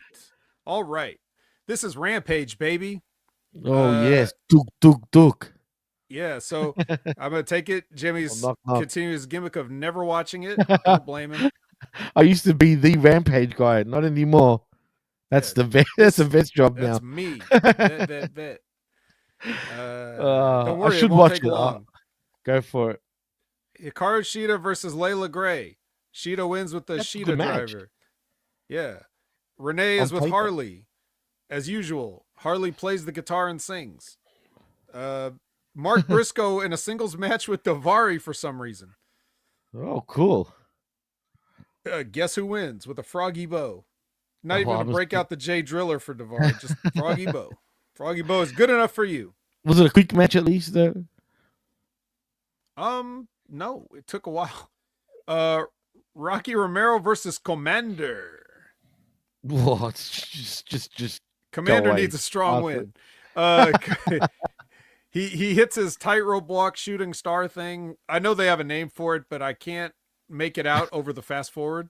So so anyway, Commander wins and MVP is watching it and he's like, I like this guy, Commander. Oh please, he's full of shit. We'll see. Lexi is with Anna Jay. Anna Jay's trying a promo again. Taya Valkyrie steps in and says, "Honey, let me show you how a promo's done," and then cuts a promo and then walks out. And like, Oh boy. sexily touches her here and there, and Anna gets annoyed. Of course she does. Just embrace it, Anna. Come on. Then we get oh, sorry, I just like saw that lab rat. AEW, we're the best handshake. Well, it's becoming that. Yeah. Then we get a tag team match. Mortos. Oh, was Mortos on Rampage? On Rampage. He was rampaging. It was The all over rampaging again. beast. That should be seen the rampaging beast. Mortos. Yes. He won, please tell me he won. With the horns. With the horns, the horns. Yeah, the horns. Them two guys against Alex Price. Who? And Richard Holiday. Yes. Richard Holiday? Yes, that Richard Holiday. No. Yes. Don't tell me they just ran all over these guys. They ran all over him like they didn't even know him. No way. Roosh did the pushed his face down on the pin. Oh no. Like, where was MJF? Shit. I don't care if you survive cancer or not. Fuck you. Damn, dude. That's sad. It wasn't long ago, man. He started, building himself. I mean, come on, man. Hammerstone as well. I mean, think about that, Vet, at one stage. Where was his boys at, man? Dude, if the Dynasty came into AEW, dude, I love that. I'll love it. Instead of MJF the Towel Boy, like for Cody, dude, that would have been magnificent. I would have loved it. That's why I was watching MLW back then, just because of them. No shit, bro. I mean, that's money. If they were to do it now, it'd make more sense because they're his real, hoodlums, if you know what I mean. The real MJF. That's his boys, man. That's, you know what I'm saying? Like, surely they should think about bringing these guys in. I know Hammerstone does shit with WWE here and there and TNA. But, come on. Bring him in as MJF's henchman. No, why? Jimmy, no, thank you. Sorry. No. God damn. Yeah. Why would you waste Richard Holiday? It was kind of sad. I'm not saying Richard Holiday isn't like, Dwayne Johnson or anything, but I'm just saying, come on. Yeah, come on. It's not Dwayne Johnson. Not He's like better than this. Not like this. Why right, couldn't it exactly. have been? What if? Okay, remember when last week the mysterious guy came in and gave Don Callis the envelope and all that stuff. Why couldn't that have been Richard Holiday? Right. Why? Yeah, it'd be better than this. If you don't know him, okay, you don't know him. But if you do know him, it makes sense. But also, nobody knows that other guy. So it wouldn't matter if they didn't know Richard Holiday because they didn't know the guy they used. So it's like, just use him in that spot. Like, that'll be his way in. Right? Right. That's great. Don't be logical. You're being logical again, man. I don't care. I will do it. If they're not going to stop fucking up, I'm not going to stop correcting them. Well, like Todd Brantley says, you already know the answer, Van. I don't accept that answer, Todd. It's never been an acceptable answer. That kind of answer gets people fired by John Moxley backstage. Apparently, yeah, allegedly. Jeez, yeah. I wonder if that was Jimmy Jacobs he's referring to, maybe. That sounds kind of like it when you think about it. Maybe, but no, because Jimmy, I think, I would hope not. I don't know Jimmy Jacobs. I don't know Jimmy Jacobs, but I would hope not because he was one of the boys and he should know not to think like that. He should know better than that. So I would think it's more likely a person that not a wrestler. Okay. Kind of thing. I would hope.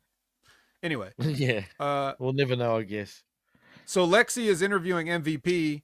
MVP is like, I'm keeping my eye on a lot of talent around here. I'm watching Ricochet. I'm gonna watch his match, and I'm watching Commander because he's gonna have, we know now that he has a match with Shelton Benjamin, but this is where we're finding it out.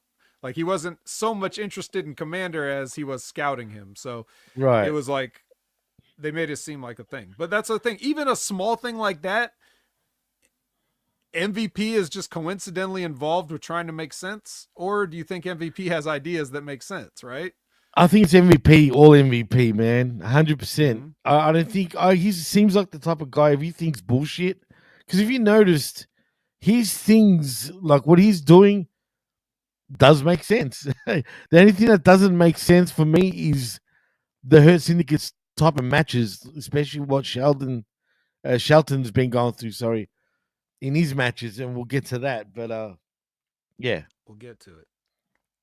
But then the main event is Ricochet versus Dante Martin. You can imagine what this must have looked like, and you're going to have to because I didn't really watch it. I mean, I can only imagine these guys were flying all over the ring. They probably sat still and looked at each other while everyone's chanting, "This is awesome," but they didn't touch. Maybe. Were they wearing their aircraft suits and shit? I mean, maybe no. He just came out like a regular wrestler this time. So did Layla Gray. Stupid. Like Top Flight's not even wearing the flight attendant and pilot outfits really anymore. Oh, he's not Top Flight anymore. Really? I wonder why. It looked good on Layla Gray, though. I'll give it that. Hey, well, what she wore on this episode looked good too. So if you watch, dude, she looks so much better than she has been in the last few years, bro. Right? She looks better than Fat Sheeta. Oh my god, dude, she looks deformed now. Her face is not the same anymore. Dude, you know I'm not tripping. You know this. I'm telling you, dude. This is weird. She looks weird, bro. What's going on with her? Well, quickly, Ricochet hits the spirit gun, and MVP nods approvingly backstage. They don't want Ricochet. Or maybe front stage. I don't remember if he came out or not, or if he was just watching the monitor, but he nodded approvingly no matter what happened. So that was a Rampage. No, Todd. The fat Sheeta, not PHAT Sheeta. F, right? Yeah, that's what we mean. But each to their own, though. Not judging. So let's do Collision. Are we gonna like timely and quickly? Okay, let's do it. Let's do it. I'm gonna give 2 words of opinions this time. Okay, so just one more time. I love that thing, dude. Because I don't think he's gonna appear on this episode, so we might as well get it now, right? He's not appearing on this episode. That's for sure. Look at this cool picture on the. Yeah, it looks good, man. The glare of my monitor keeps. Okay, there you go. See it? That looks very well done, dude. Like honestly, it looks like it's been. Are they handcrafted these things, dude? These ones? No, I think they're probably machine made, but it still looks good. And there's even a cover to this. There's like a sleeve that goes to this. Really? And it's got it's across the room, so I'm not gonna get up and get it, but it's like you see this like the switchblade here on the side. It's like there's cool. cutouts of switchblade shapes here, so you see like 3 slashes through the thing. Oh, that's mad, dude. That's awesome. I wish they put as much time into his TV time as the figure, his action figure. All right, but anyway, you got to get that autographed. You got to get that signed, by the way. Yeah, that's all right. Jay, not Jay White, but Anna Jay and Mariah May both have something to say when they walk by the Amra K. So there you go. And then we get our opening match, which is Mina Shirakawa making her in-ring return to AEW versus Harley Cameron, the tit-for-tit match.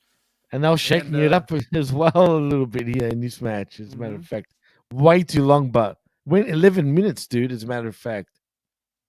11 minutes. Well, you know. I mean, what Harley Cameron.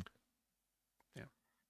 But anyway, so Mina hits her glamorous driver to win, as she should. Still took a little long, like you said, though. It's 11 minutes, dude, and I remember that surviving out here. The more you point that out, the more I'm starting to laugh about it, because she really is, and she's on every show, dude.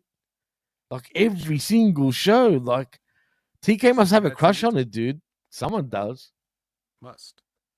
100%. To me, she looked like a goblin with her hair pulled up, but that's fine. She's funny, dude. She's just a character. That's all she is. Yeah, I'll give her that she's funny. I'll be. She can rap too, bro. You got to give her that. And she's funny with her raps. Yeah, I guess. She sucks, but you know what I mean. Yeah, she can rap the fast part of Godzilla. Yeah. Short Bus pulls up, And then we get Daniel Garcia versus Johnny Uh, TV. oof. Which right off the bat, I'm like, oh God. But then I saw MXM come out for some shenanigans, and then I was like, Then I was tuning in again. because Yeah, they're with Johnny TV now, so right. that makes sense. Actually, he's with them, I would say, is probably more accurate as far as who's over. But anyway, that happens. And then somewhere during this, I guess Lil Brooks Jensen comes out and kidnaps Fat Daddy from the announce desk. Is that what happens? I think so. I guess. I mean, what else do you call these? Because I must have missed it, but then they were back in the back. So like Garcia wins with a Cobra clutch, and then they show like backstage. They tie up. Like, what's his name, dude? Well, not yet, but before that, it's like Fat Daddy's getting beaten up by Little Brooks. Little Brooks. It was all good. Nothing happened. And then Garcia like sees it. Like what? Does he see it on the monitor? Like, is that what it was? I assume so. It must have. I mean, he must have been watching in the back. So he runs back there, and then when they cut the camera off, and then when they come back, the tables are completely turned. Lil Brooks is tied to the to the hood of his own bus, and then they do a death proof. Yeah, but what happened death proof with him? They drive with Brooks on the hood. Yeah, and especially what's his name, Fat Daddy Magic, was getting excited. Like he was the one driving too. Yeah, he was like, "Hey, I can't wait for the guys on the Wreckage to watch this shit." He's like, "Hey, I got a camera in the dash." In the dash, and somehow it's gonna have a feed to TV. But don't think about it too much. True. Jimmy thought about it too much. Actually, that's a great point, man, because it was literally. Jimmy keeps thinking about it. It's killing his internet. Stop thinking about it, Jimmy. I'm back. Stop thinking. I'm not. All right, he's back. So yeah, they do a death proof. So yeah, they're doing a death proof. They have a dash cam that can transmit to the live broadcast feed, and that's a dash cam. Nobody cares because we cut to Shelton versus Commander. Who cares about a human being driven on the hood of a car? We got a match to do. And I believe, correct me if I'm wrong, but we got no end to that. We don't know what happened. Right. We still don't. They are still driving. And what's the bet? It's going to be irrelevant. It doesn't matter what happened. Yeah. Like, it's going to be all back to normal.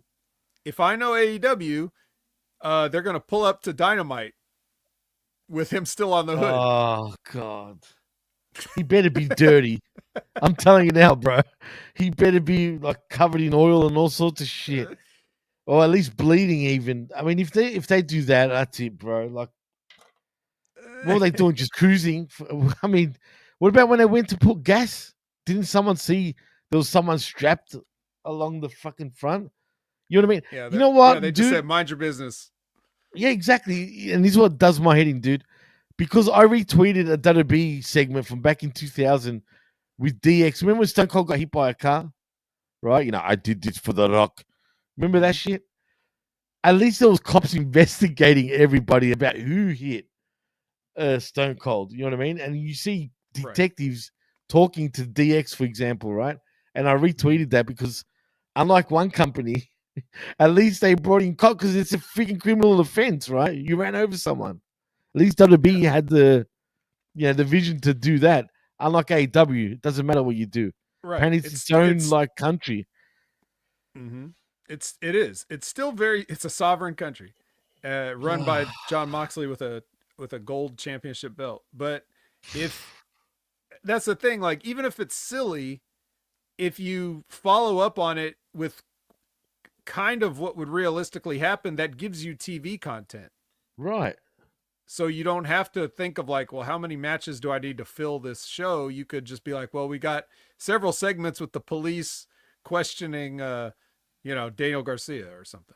So, but nope, yeah, we're not going to get. We'll just settle for pulling up to Dynamite next week with Jack Perry covered in bugs and dirt, and he better be, dude. I'm telling you, if he's not, I'll be pissed. Yeah. All right. So, anyway, that happened, and then back to the wrestling match because that's exciting Oh, after you've seen a kidnapping and vehicular assault and I all mean, that come other on. stuff. It's a regular occurrence on this Yeah, it's show. Shelton versus Commander. This is very important. And after Commander is decimated, while still somehow getting way too much in, Way too much, dude. Again, yeah, Shelton goes to take the mask off, and then he's doing a Alex bad job Abrahantes of it, gets in to stop him, and he gets the MV punch. as he should have. Because, and I hope I never see him on television ever again. If you want to call somebody a waste of money, that's him right there, dude. Really, you're gonna pay a hype man for what? Looks like a dork on top of that, dude. Like, Maybe he's a guy that said, "It's the undercard. It doesn't matter." I hope so, because then he's out of here, No, he man. would never say that. He's just a marked hard to me, dude. A complete mark. All right. So Renee Moxleygood is with Chris Statlander of Andromeda, and no bra, mind you. yeah, it's apparently not. We don't need that here. We already had the Mina and Harley match. So,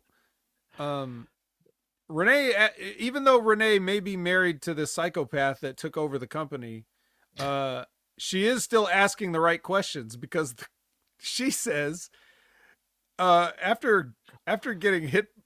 After getting hit by a car and putting Mercedes through a wall, what can we expect for your guys' match at Full Gear? Best question a reporter's ever asked on this fucking show. Well, it's true. I mean, she should have asked that question, and she did.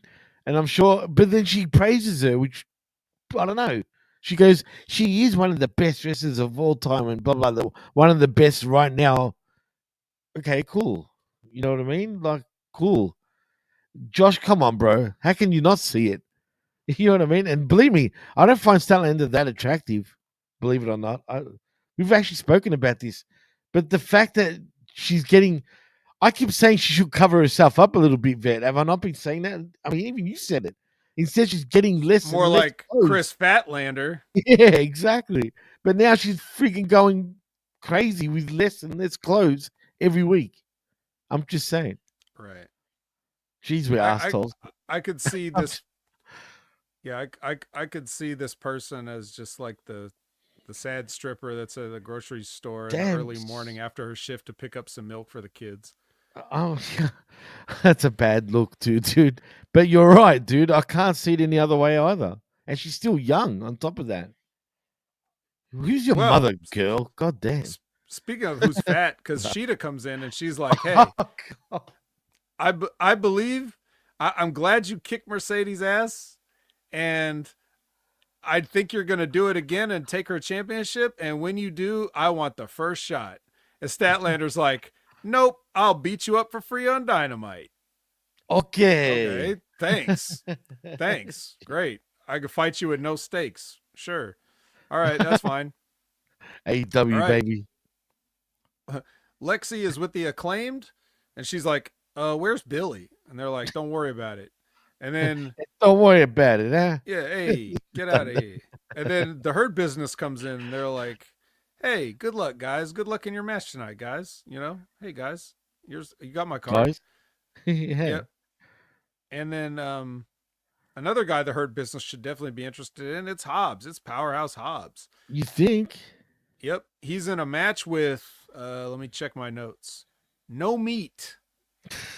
Right? Because the Iron Savages come out and Jack Jameson is talking about like, you guys think you're going to get a meat match? Well, you're not getting any meat tonight. Or like, go on a vegan diet. That's what he was saying. Yeah, what is this bullshit? Well, anyway, Hobbs takes the no meat and fucking racks it like meat. He's ridiculous. And that's that. Lexi is with the Undisputed Kingdom. So that's Roderick Strong and Hat and Gloves, and they cut a promo, no interruption, nobody walking in, no weird thing happening off camera. It just was a regular wrestling promo where she asked a question and they gave a promo. And they're baby faces now, it seems, bro. Yeah, so baby face. of all the people I want to hear cut a vanilla promo, it ain't these three vanilla white dudes. The most Somebody vanilla white interrupt this dudes. shit. Nah, Damn it. man. They are literally the most vanilla white dudes in wrestling right now, bro. Them three, oh my god, bro. But especially gloves and fucking no hat or hat, sorry, whatever. Man, yeah, go away. And I used to like Taven, man, but now he's just absolutely just. Hey, you used to like him. Let's all I point just and felt laugh like at he Jimmy. had something, bro. Like I felt like he had something at one point, but clearly he's being exposed. Hey, Jimmy used to Not like anymore. Taven. It's too late now. Where's he going? Isn't he like 40 years old at this point, dude? Yeah, I'm sure Matt he's Taven? 40 or 50 years old. Yeah. I wouldn't say 50. Well, Yeah. Jimmy, let's add some color to these proceedings because we got Please. Private Party coming up next. Oh, and yes. they are here to observe in the VIP section with the velvet ropes and all. LFI versus the Acclaimed with Billy.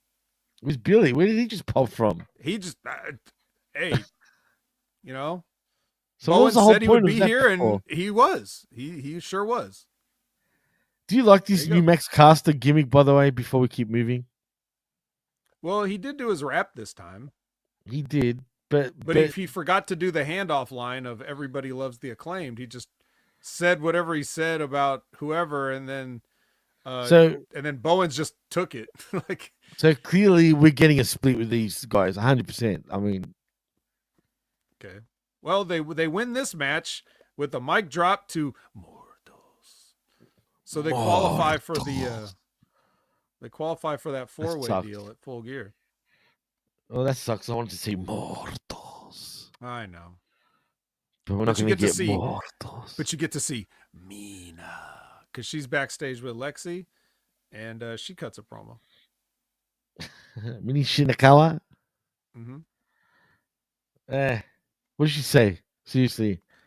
I think she's whatever it was. She repeated herself. I think she said she is excited for Mariah's match. Yeah. Oh, good. Very nice. Very good. Which, what else can she say? I mean, shit. Yeah, technically, technically it's our main event, so she's very excited. Then we get a vignette from MXM Collection, which unfortunately I did kind of speed through it at double speed, but it sounded funny a little bit. I'm sure it was funny if I paid attention to it. So I apologize, guys. I'm in a time crunch. You guys have to understand. I hope you guys understand. I'm trying to deliver you this fresh, exciting, hot content here at channelattitude.com and Hamin Media Group YouTube with Jimmy T every week. And I only have 1 hour for lunch, and Collision's a long 2 hours because the feed I watch has the picture-in-picture too. So I have to skip through that. I don't get the commercial break time off, and I just can't pay the close attention. I'm multitasking. It's very difficult. How do you do it at work, dude? On your break only? I'm just sitting there on my phone watching it, and I have on my screen, I have like a little picture-in-picture window that's playing it, and I have my notes app open here like I do now. And so like I can type typing too. I'm typing it. I'm typing my notes while it's playing in the corner, and then it's going at double speed so I can hear everything. But if the announcers are saying everything fast, like sometimes I miss it. And then I'm looking at you. Yeah, and then I'm doing that, but I'm also trying to eat my lunch with the other hand. So there are times when I have to like look at the food so I don't spill it on myself and things, and it's just multitasking. It's a whole thing. But I love you guys, and so I want to give you a great show. And even if I don't pay attention to the details, come on, it's the vet. All right, please. Yeah, it's me. Come on, it's a me, the vet. it's a him. Hey, Mamma mia. So it's the vetty. So even though there's actually stuff I want to watch. Like I want to watch MXM Collection, but because I was a little behind today or in a time crunch, I couldn't undouble speed the speed to watch it in normal speed, if that makes sense. Plus, you guys got to appreciate what he goes through. He works night shift and then does this shit. I mean, come on. Yeah. That's how much he loves everybody. Put it that way. I literally still have my work socks on. Shit, Lexi is with the conglomeration, and Ishii like grunts something, and then Mark is like, "What my man Big Tom is trying to say is," and then he launches into a promo. And basically he does a big Mark Briscoe promo, and I love it very much. And I actually did listen to it. But he said a bunch of stuff that I can't repeat because only Mark Briscoe can be Mark Briscoe. But at the end, he does say, he sums it up by saying, that Jericho is getting his ass whooped, son. I hope he does, but I still got a bad feeling, Vet. Well, yeah, Tomohiro Ishii's not winning the belt from Chris Jericho, but Exactly. maybe he will just whoop his ass before he lays down. He's not laying down for no one until he's ready, dude. That's what sucks. Jericho's become such an annoyance in a way nowadays, man. I appreciate him, but at the same time, I couldn't care less about him anymore. He's no Orange Cassidy. So Lexi Definitely is not. with FTR, and she's like, "Why are you guys such losers?" And they're like, "I don't know. I guess we just are. But it's time to rebuild and, onward and upward and some other boring shit." Up and at them. Yeah. Up and at them. Yeah. Up and at them. Up and at them. Up and at them. Yeah. All right. Yeah, I wish they were Rainier Wolfcastle being Radioactive Man. Instead, it was Axe Axon and Cash being them. I know, just being them. That's sad. Anyway, let's move on. Yeah. Outrunners do their analog vignette. I love these guys. I love it though, dude. Come on. Yeah. I wrote down perfect. They're too good. I love these guys, man. I know you and Ray talk about Monday Night Raw, and you talk about the Wyatt Six and all this. I can't stand them, bro. Straight up. I can't stand them. I cut a scathing promo on Bo Dallas's mask on Next Level Wrestling Review. I actually haven't checked it out yet, man. I've been to the point where, when you do, I cut a scathing promo because Ray was all ready to defend them, and then when I cut the promo, Ray actually hid off screen because there was nothing he could say. But anyway, because you're right, you would have been right. But these guys with WWE and all their money, right? They're trying to do this analog VHS vignette bullshit, right? And the Outrunners are doing it perfectly because all they do is film it with a camcorder and play that. Legitly, like actual camcorder. Yeah, they're not trying to make a digital version of a videotape. So legit. Like what they're doing is legit. It looks like a VHS got uploaded and cleaned up to HCTV. Man. That's attention to detail right there, bro. I like that. The fact that you just said that, I appreciate it even more now. But it does look legit from a camcorder, dude. It actually does. Because it probably is. Because it's easy. It's easier to do that than to try to program fake analog artifacting and static and all this other stuff. Yeah, I hate that shit too, dude. Straight up. Main event. Anna Jay versus Mariah May. No DQ. Deanna's watching. They do a bunch of stuff. I didn't like it. I didn't even see it. What did you think, Jimmy? Anything good on this? Did I miss anything? How many times have these two women wrestled now the last few weeks? About 3 times, maybe? I think this is the 3rd time. Well, you've seen it previously. You've seen it all, dude. It's the same old shit. Nothing much is different over here, dude. And I was dozing at this point. I was like in and out. They're both good to look at. That's about it. We just never get enough hardcore matches in wrestling business these days. Well, the thing is, no promotions do hardcore matches anymore. It's just so rare to see a hardcore match. I mean, it's very rare. I mean, didn't we just see it like a year ago? No, I mean, this company should change its name to All Extreme Wrestling. I've said this a million times. And Todd Brantley says they're both hot. I mean, yeah. Well, that's it. They're both good to look at. That's about it. You know what I mean? They're hot, But yeah, I don't know.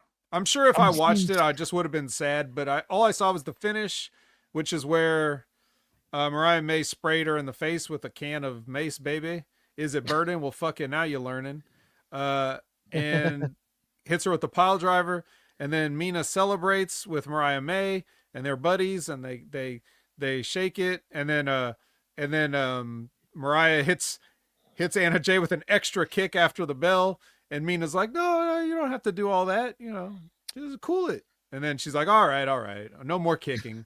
And then they leave. And then I was like, oh, that's good. There we're done. And then nope. I look at the timer. There's still more. just like Dynamite. There's still more after this, and it's a cinematic Moxley promo. I guess this was him holding the. Was this him holding the Superstation hostage, or? Well, this is TNT now, so technically the Superstation is TBS. But oh yeah, so then what? I don't get it. He's hostage. He's taking hostage all of WBD, bro.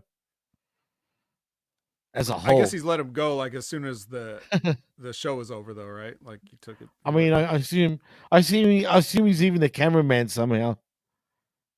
Well, he can't be because there was. When I say cinematic, I mean there was coverage on this, meaning they cut from one camera while he's talking to a side camera while he's talking. So it's a 2-camera shoot. You can't have them both because I can see his hands. So true. I don't know. But anyways, it's basically just him and Marina there.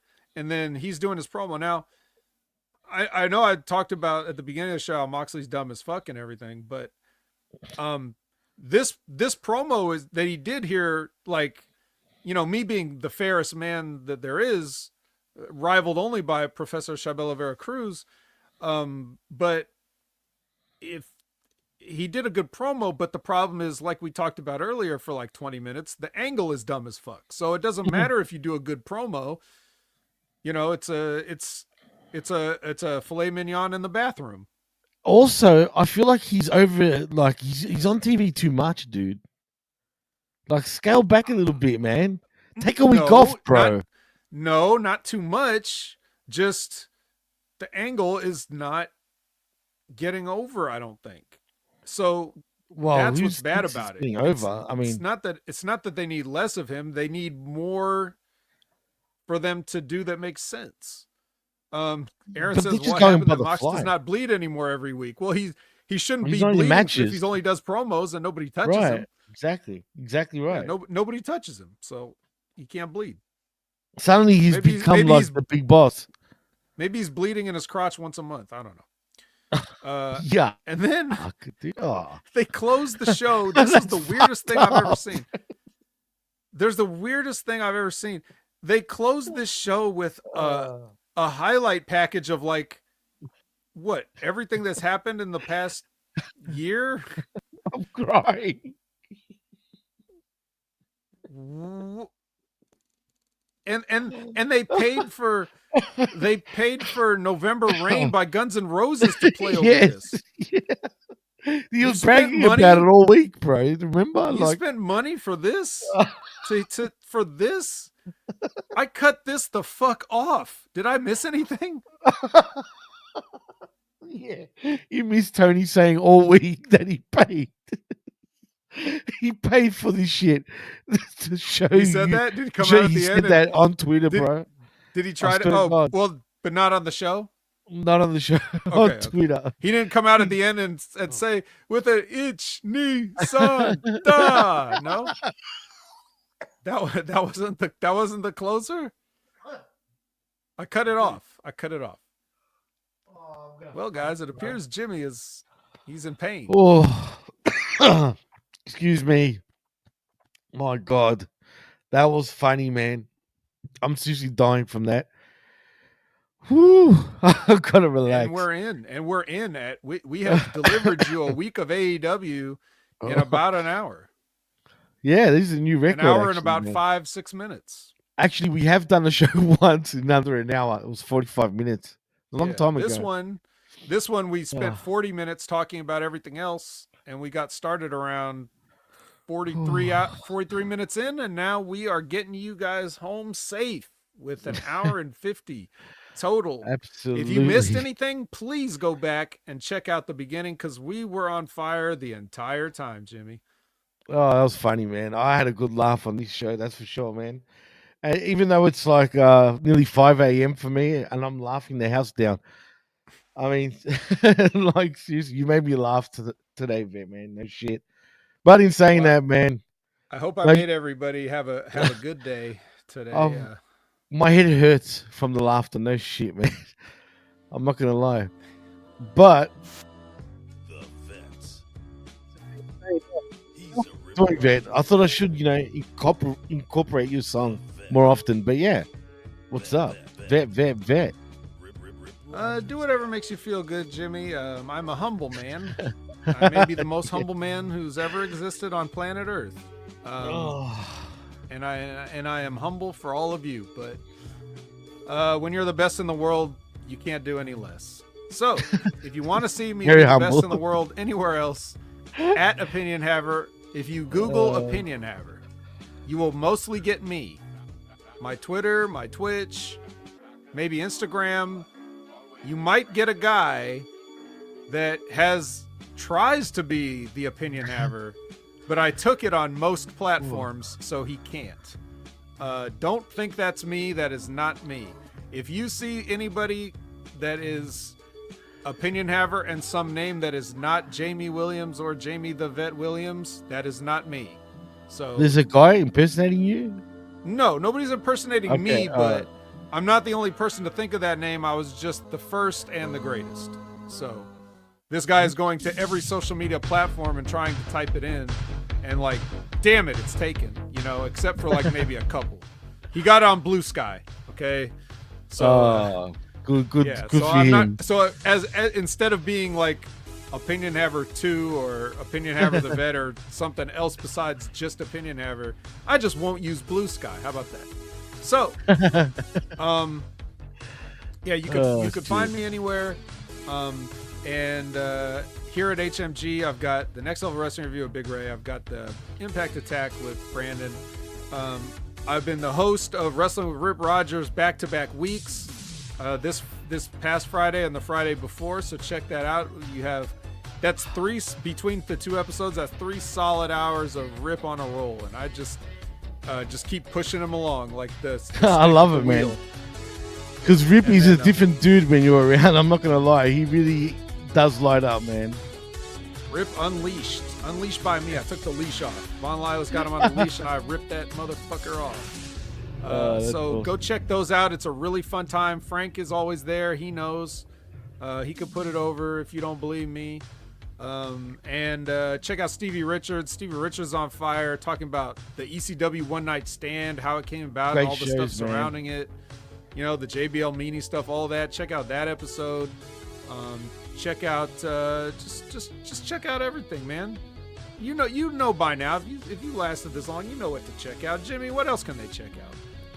Well, they can check out me and Big Ray Hernandez every Tuesday mornings, 10 a.m. Eastern, 9 a.m. Central, for I Like It Raw, where we talk all things WWE and more particularly Monday Night Raw. And of course, the Smack Attack with myself and John Enright. You never know who you're going to get on the Smack Attack. It could be me and Jeff. It could be John and Jeff. It could be me and John. We just don't know because John wasn't around for a good 3 weeks, but he's back this week for a 4-hour extravaganza. Yeah, wasn't it a trios match this week? Well, it was two of trios us. Team, are you going to challenge for the titles? Well, yeah. Jeff came in at the end when we're going to wrap it up, but in Jeff joining, we went for another 2 hours basically. So that's what happened. So yeah, but it was a good show, nevertheless. But yeah, sometimes it just drags on way too long, but it is what it is. But other than that, I think that's a wrap for me. And of course, tune in every Sunday mornings, 11 a.m. Eastern, for this very show, Wreckage, with myself and of course the Vet. And I think that's about it, dude. Oh, but also like and subscribe right here on channelattitude.com and also at Hamin Media Group YouTube channel. Like I said, our subscribers have gone up. We still need to get to that 1K mark, so please keep sharing, keep liking, keep subscribing, and just get it out there, man. Get us over the line for that 1,000. And also, HaminMediaGroup.popping.com for all our affiliate shows. And that's a wrap. So in saying that, I am Jimmy T. That is the Vet, Jamie Williams, and you've been listening and watching Wreckage there. Hey, let's tie Jack Berry to our butts there and drive him around there, Jimmy there. Oh, howdy ho. That Wreckage. And we're out. Thank you to everyone that's joined us, man. Much love, very appreciative, and peace. See yous.